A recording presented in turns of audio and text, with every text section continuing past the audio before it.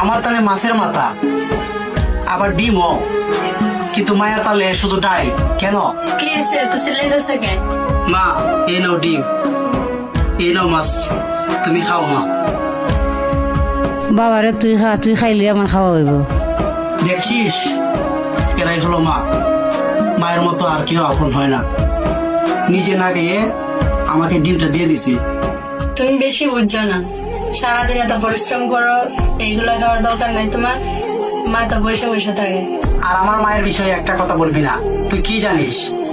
তুই জানিস আমাদের মা আমরা ছোট থাকতে কত কষ্ট করছে, নিজের তালের মাছটুকু আমাদেরকে খাইয়েছে নিজে না খেয়ে।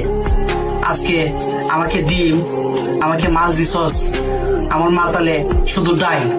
আমার হৃদয়টা ছিঁড়ে গেছে। তোর বৌমা যদি তোর ছেলের সামনে তোকে ডাল দিত আর তোর ছেলেকে মাছ আর ডিম দিত, তখন তোর কেমন লাগতো? তুমি ঠিক বলছো, আমি অনেক বড় ভুল করে ফেলছি। মা আমাকে ক্ষমা করে দেন, আমি আপনাকে বলবো। বৌমা, তুমি আমার মেয়ের মতো, তোমার হচ্ছে আমার রাগ নাই। মা এই নেন আমার ডিমটা, আপনি খান। প্রত্যেকটা বৌমার কাছে অনুরোধ, আপনারা শাশুড়ি মার সাথে এমনটা করবেন না।